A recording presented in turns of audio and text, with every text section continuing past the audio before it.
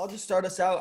Everybody obviously already knows me. So go ahead and just introduce yourself. And if you want, you can just tell about that first question. So tell us, where who you are, where you're from, and where your wife is from as well. So my name is Andy Millis. I'm originally from Bismarck, Illinois. It's a tiny town of about 300 and some odd people, just north of Danville. So if you head over to Route 1 and just drive straight north for 2 hours, you'll eventually hit Bismarck. And my wife, Whitney, is from Newton. So she's just a short drive from there. Very cool. And she still has family, right? Her parents and stuff live there? Yeah, her whole family's still there. Mom, dad, grandma, a bunch of cousins. Her brother still lives there. We got all kinds of family in Newton. Awesome. That's neat. That's cool. I imagine they're maybe excited about that. Yes. Yes. Yeah, that's awesome. So tell us a little bit more about your family, the makeup of your family, what your kids are into, what your wife's into, what you're kind of into. Tell us more about that. So we've got 3 kids. Jeremiah is going to be 6 on June 7th. So that's coming up here really fast. He's finishing up kindergarten this year. Aubrey is 4. She turned 4 back in December. She is pretty sure she's in charge of our entire family. And someday she's right. Yeah. And then Kennedy just turned 1 on March 19th. So we've got the 3 of them. They really like to play just all kinds of games. They like board games. They like card games. They really like to use their imagination a lot. They like to play house. They all love being outside. They don't want to be cooped up in the house. Yeah. I completely understand, especially right now. Right. Whitney, she does all kinds of crafts. She knits, she sews, she crochets. She makes all these really cool looking things that I could never do. She and I both really like to read. We will, there's some nights where the kids will be down to bed. We'll both have a book. We're just sitting on the couch, windows open, in complete silence reading, and it's wonderful. That's awesome. She really likes to swim. She really likes to go to the beach. Very inconvenient for living in central and southern Illinois, but it's what she likes. I really like playing video games also, and then playing and watching sports. Those are really reading, and those 2 are really my big hobbies there. Cool. What were your favorite sports? I forget. I remember you telling me. I just forget what they were. So when I was growing up and everything, I played like every sport. I played baseball and basketball and football, and I played soccer and I ran track. But my favorite 2 are probably baseball and basketball. Oh, very cool. Awesome. Now, I won't make you, I can edit this part out, but who is your favorite baseball team? This could get you in trouble in this area because there's 2 predominant. Oh, yeah. Teams, right? Yeah. Well, my favorite baseball team is the Chicago Cubs. Not ashamed of that. I'm quite proud of that, actually. But you know what? I don't have any problem with Cardinals fans. Some of my closest friends, the best man at my wedding was a Cardinals fan. So, I feel like I can bridge that gap. Yeah, that's awesome. Yeah, I would say I'm not a baseball fan. But I just know that people around here get passionate, but it's pretty even divide, Absolutely. And it's all good fun, I at least I have not seen a fist fight over it. Well, that's good. I'm sure there's been one somewhere, but yeah. And then tell us, your wife, her passion, her desire is kind of to stay at home. Yeah, she's working right now. She's a social worker, caseworker for an adoption and foster care agency based out of Mount Vernon. But she would really just prefer to stay home to be able to give that extra attention to the kids and to be able to help me a lot with ministry. She's always been a big part of everything that I've done. She wants to be involved in it. She's not just going to be someone passive who's just kind of there in the background, but she's going to jump right into it right alongside me.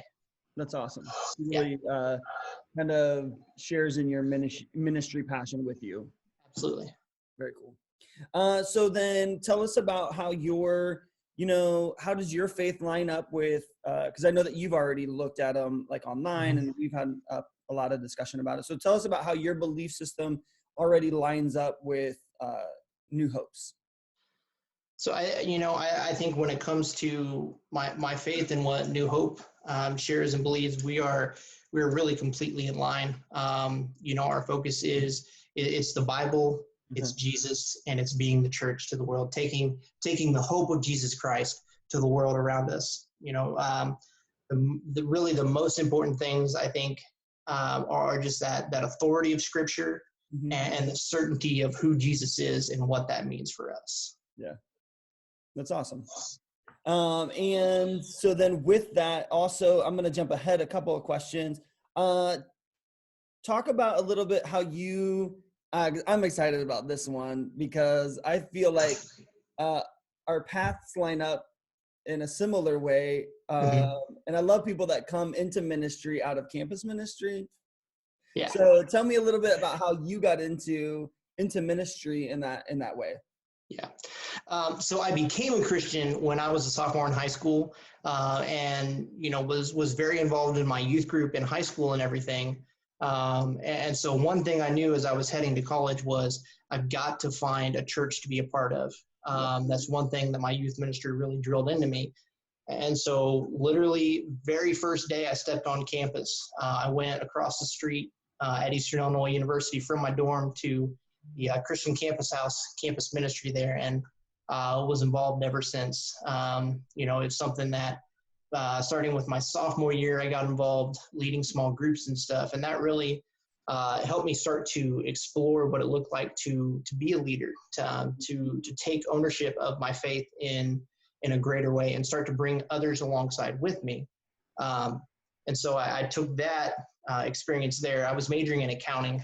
That very exciting, invigorating field that goes so well with ministry.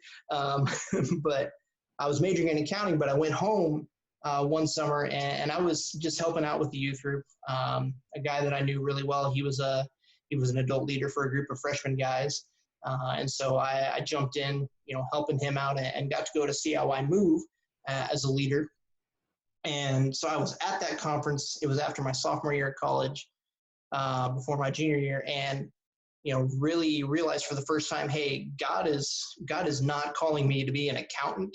God is calling me to ministry. God wants me to do youth ministry for a living. And so I ended up finishing out my accounting degree, but even right then, I took a lot more seriously my responsibility as a small group leader in the campus ministry. I started working with a local church there in Charleston, doing some kind of weekend ministry sort of things with their youth group. And once I graduated, Whitney and I got engaged, and she had one more year of school. Actually, she had 2 more years of school. So she finished her junior year, then we got married, then she had 1 more year. But ever since then, I've been pursuing ministry full-time, did an internship at my home church up in Danville, then full-time since February 2013 with, a couple gaps here and there. Yeah, talk a little bit. You had an internship at your church, and then you did, tell us about some of your experiences that you've had.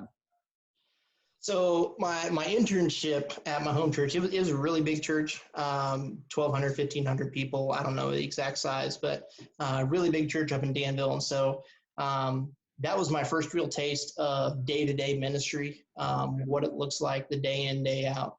And from there, just kind of at that point, Whitney and I didn't have any kids.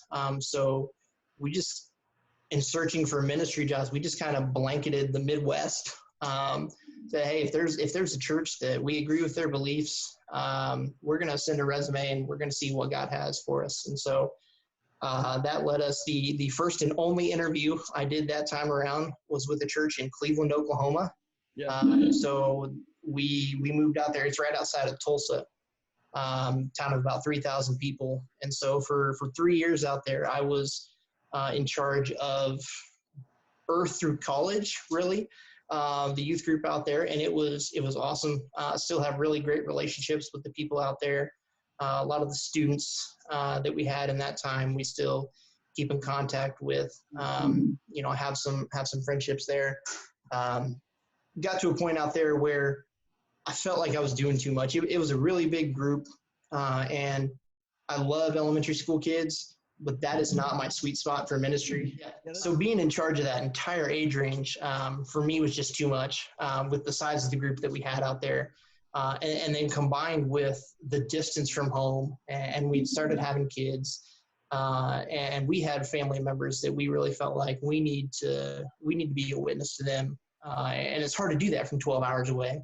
right. And so, we really felt like God is calling us to be closer to home. So January of 2016, we moved. We actually lived with my parents for about 3 months. So we had Jeremiah, who was just over 18 months old, and Aubrey, who had been born that last December.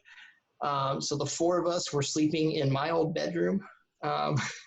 It was hard, but ended up, getting the job in Centralia at Greenview Christian Church, where I was just doing 6th grade through high school. Really something that fit better for me as far as the age range.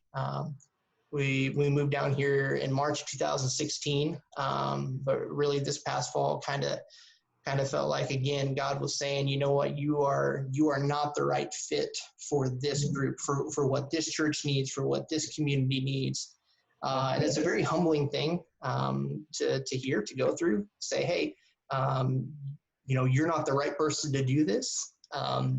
It's hard to reconcile, but I feel like, God has made it very clear, what he's doing, and it's taking a little longer than I'd like, but he's taken care of us every step of the way, and we expect that to continue. Yeah. So that's I think a great kind of question. Maybe it's not written, I didn't give it to you in advance, but tell me a little bit about, because we obviously think that you're a good fit for our church, right? Because obviously we wouldn't be doing this video if not. Right. So tell me and our congregation how you see our church being a good fit for you, and vice versa. Yeah. So Whitney and I are both small town people. Centralia is not huge, 13,000 or so, something like that, but it's got a bigger feel than what we really like. The town we were at in Oklahoma was about 3,000, and that was awesome. But just the small town atmosphere where, everybody's just a little bit friendlier. Everybody's just a little more welcoming, a little more open to, everybody else. And we feel like specifically with the church, like it's not some trying to be some big, huge church. Doesn't have any pretense that, hey, we're a mega church here in Bridgeport, Illinois. No, it's just it's a good, healthy church with a wide range of ages. It's got a group where I could come in and do just junior high and high school. Don't have to do elementary as one of my main focuses. I can help. Yeah. It's not my real responsibility. It's not something I have to, be in charge of all the time, which is a huge plus for me. And it's just got that, friendly, welcoming kind of thing. The little bit of time I've been able to spend talking to, you and the search team and Audra and Bill, it just seems like a place where I feel like we can jump right in and be, part of a real family atmosphere. Right.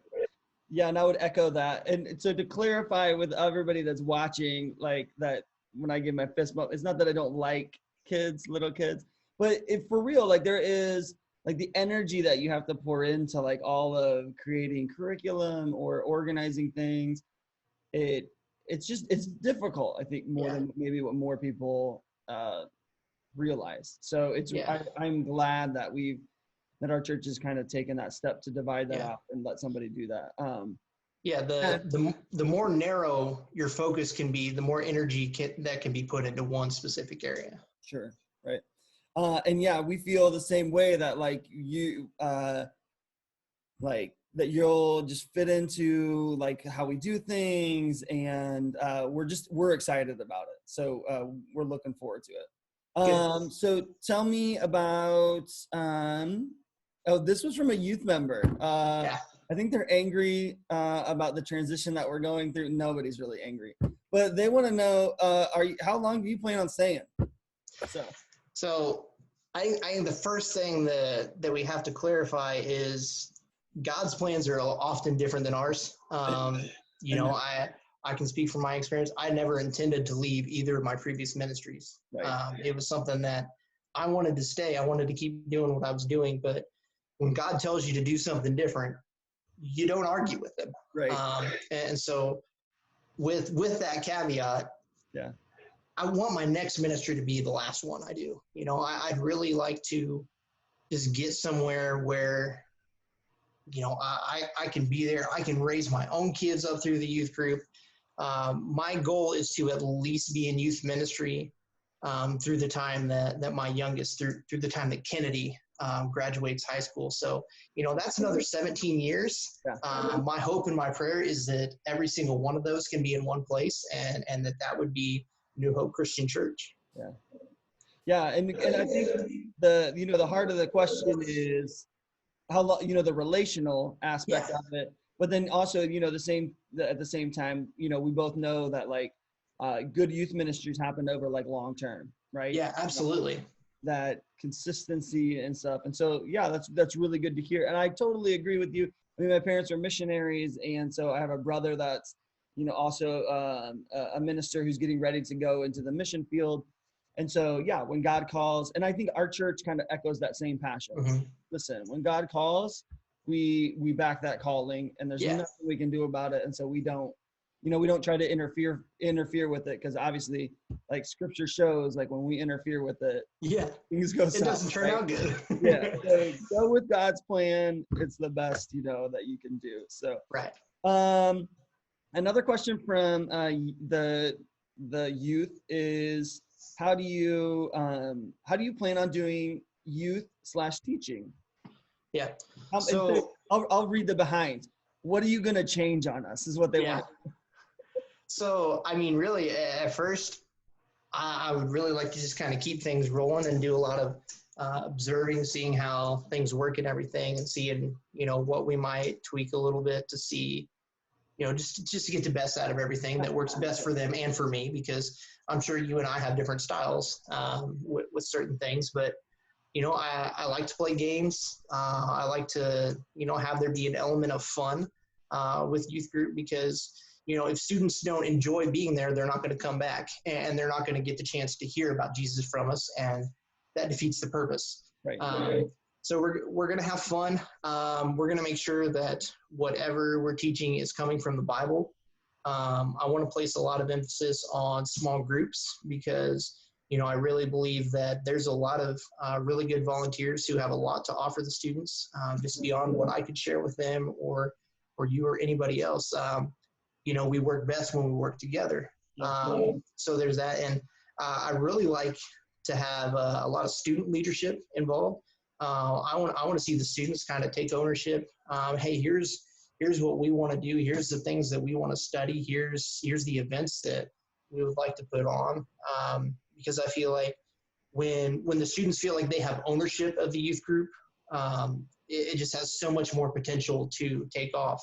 Because when a student really takes ownership of their faith, when they're the ones out sharing the gospel with their friends, that message is going to come through a lot clearer than if it comes from the youth leader or the youth minister, because they'll look at me and think, well, yeah, you have to tell me about Jesus because that's your job. That's what you do.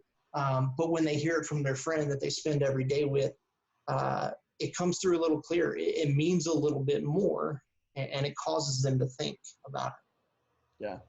And I, for one, also, I'm excited about that opportunity of, like, because sometimes you just get in routine and you get in the normalcy. I don't want to call it a rut, because it's a fun rut if it is. Yeah. So I'm excited about, the changes that, you see, like we could do this differently, or we could do that differently. And so I'm, for one, am excited about that as well. Yeah. So cool. And another one, and maybe you can just, I love this question, because this came from a junior high student, which, by the way, is my favorite age group. Yes, this is definitely a junior high question. Do you like food? So take the moment to just maybe tell us what are your some of your likes in food. So Assuming you like as the extra 25 to 30 pounds I've been carrying around the last few years will attest, I love food. I really enjoy cooking, especially. Cool. But I really like pizza, tacos, any kind of meat that you could put on the grill, chicken, steaks, anything like that. I really like Chex Mix, homemade Chex Mix, especially. My mom's recipe is fantastic. No offense to anybody else, but it's going to be hard to top it. And my wife makes it very, very well. But yeah, I love food. I love to eat. So, you know, there will probably be food at just about every youth event that we do. So junior hires will be very happy about that, and the high schoolers too. But so in that heart of food, the next question that I received from an FCA member was, his name's John. He's awesome. He's truly an All-American. He was a runner. Yeah. He's just an amazing guy. Anyways, he asked, do you like pizza? Some of the other questions that came from FCA members were, can we haze him? And can we tell him that he's in charge of all the events for FCA? So anyways, just tell me about, I already know that you kind of enjoy FCA and you're passionate about it. So just tell me some of the things that you've done with FCA in the past, and all of our FCA members would love to hear about this. Yeah. So really my whole deal with FCA goes back to high school. My senior year, some friends and I approached one of our teachers that we knew. You know, he was a Christian, asked him if we could get it started again in our school. We hadn't had it for a few years. And so we tried to make sure, you know, we started it up and got involved there. Really liked it. And then here in, here in Centralia, that's one of the ways that, you know, I really tried to get involved and meet students outside of the youth group. That was one of the best ways in for me is, you know, every Wednesday morning, myself and a couple other youth ministers in town, we'd go and, you know, be there to just kind of support the kids, answer, you know, whatever questions they might have, just try to be a part of it. And that really also allowed me to get to know those other youth ministers as well and, you know, develop a good working relationship with them, which was great. Yeah. Yeah. We have a pretty active FCA. We don't meet every Wednesday, but we meet, I think it's like the first and the third Wednesday of every month in the morning. Which I struggle with. I hate mornings. I do too. But you know, if it's a good reason, I can get myself up and get going. Right. But I'm blown away by how many students come. I'm like, there's no way. I would have not done this in junior high or high school. No way. But no, we have. They're pretty active and just a fun group. We do this year it got canceled, but we have a summer camp. Yeah. It's a 3-day.